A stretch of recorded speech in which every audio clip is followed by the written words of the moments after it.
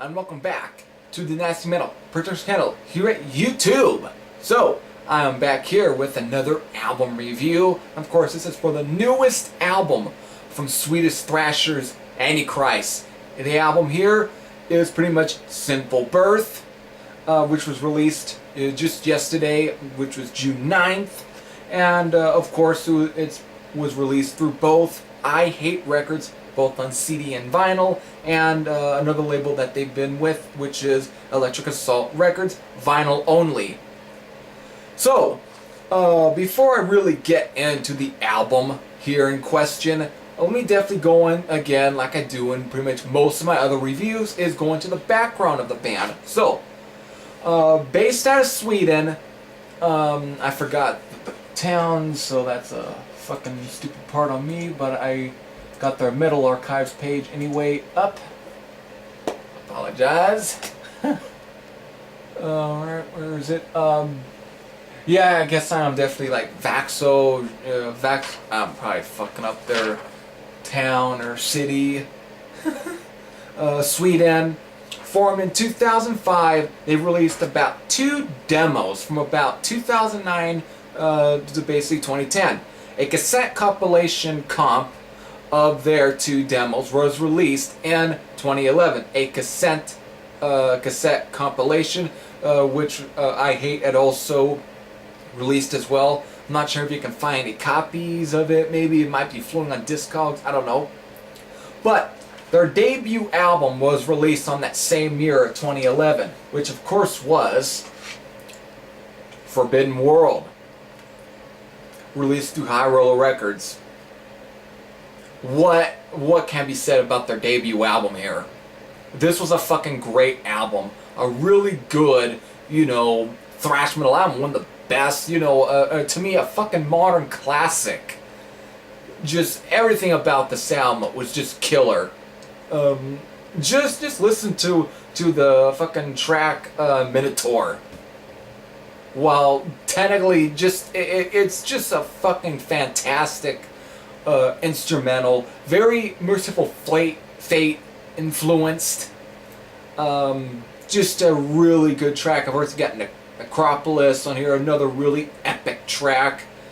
Of course, other great tracks off of this album was, of course, Militia of Death, Dark Sorcery, Torment of Hell, the title track, Victims of the Blade, Death Race. Actually, the whole fucking album. Really good album. However, since then, they hadn't released another full-length album, but they did release something in 2013, which was a single called Burn Beyond Recognition. And of course, it featured a cover of Evil Blood's Kill with Napalm.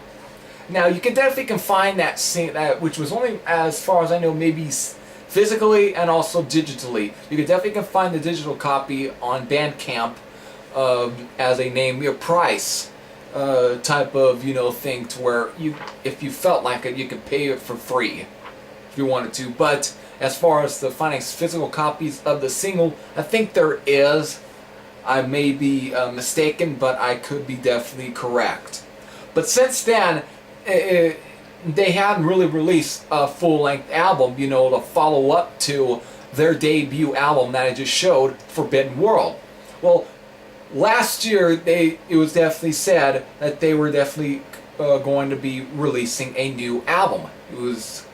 Now, I think the title might have been given, but it wasn't really too clear what was released.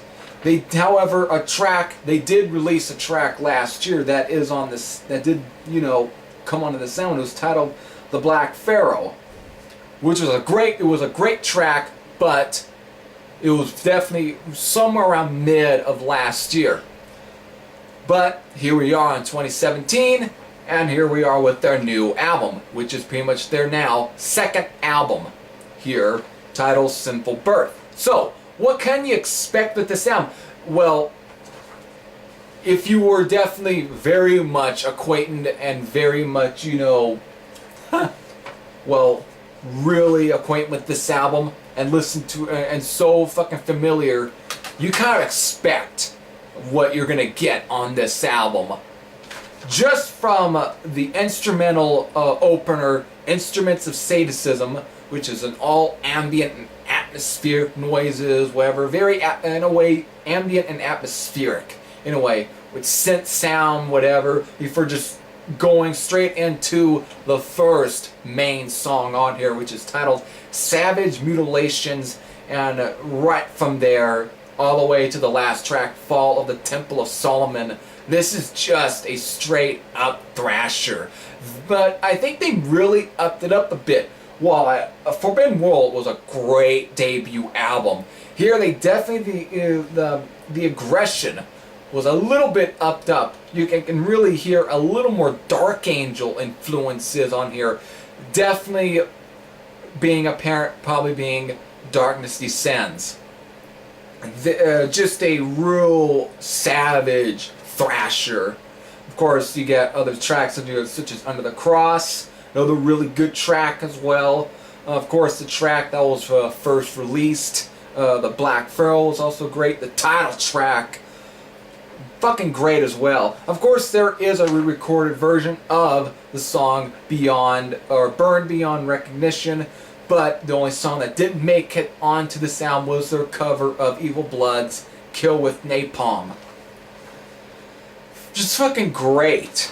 And of course, you got the last track on here, Fall of the Temple of Solomon, which just really ended the album great. However, we gotta definitely address the mammoth on this album as well, which is they were definitely known for putting real long instrumentals, definitely given with the Forbidden World debut album, especially with the song Minotaur, and here they are, they do it again. They fucking put on a freaking almost 10 minute, actually very much a 10-minute instrumental titled Chernobyl 1986. Now, if you know your history, Chernobyl was definitely the fucking, nuclear disaster. Nuclear disaster that happened in Ukraine on April 26th, 1986, killed over 500,000 workers, also destroying the city of Pripyat. Definitely one of the most historic events within, this whole entire world. And so, here, they basically just, in a way, I guess they didn't really need lyrics, in a way, I guess. The whole track itself definitely paints that whole fucking, that whole event in a way.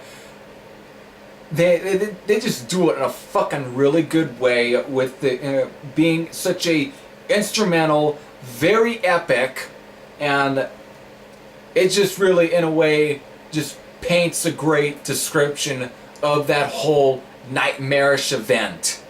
And just a really killer track here, and everything about this just does it very well.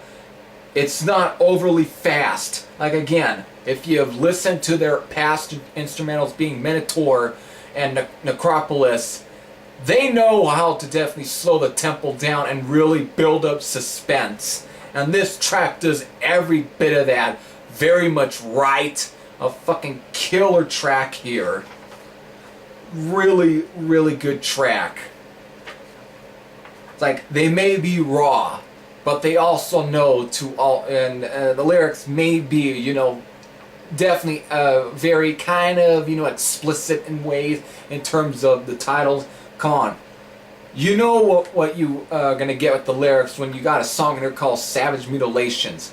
But with the song here titled Chernobyl 1986, you didn't need, in a way, probably didn't need lyrics. This just paints it in a very good way.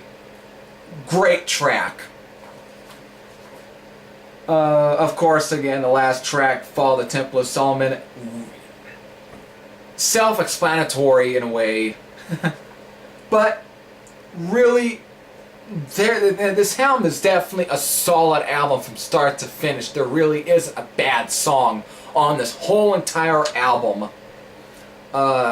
Just a killer album, actually. So, what is my rating here? Finally, we get to the rating.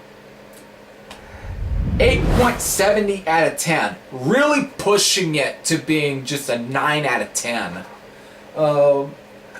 In a way, it's just as good as Forbidden World. If you're definitely familiar with the Forbidden World album, you know what to expect with this one, but in a way, the sort of aggression and rawness was definitely a little bit upped up, even though the production probably sounds a little, I guess, a little more refined, I guess, compared to the Forbidden World album, which the Forbidden World album had a really rough, sort of raw sort of production to it. While this one, it's still very raw, but yet it's still got a bit more of a beefier tone than compared to the Forbidden World album. But the writing is still probably, though, definitely a little darker, I guess I can say, than the Forbidden World album. But this definitely is by just as good as Forbidden World. Maybe a tad bit better, I don't know. Both these two albums are really good albums still from Antichrist, but the new one here, which is of course their second album, just a really good album here. Nothing about this album will definitely disappoint. Just a great thrash album. Yeah.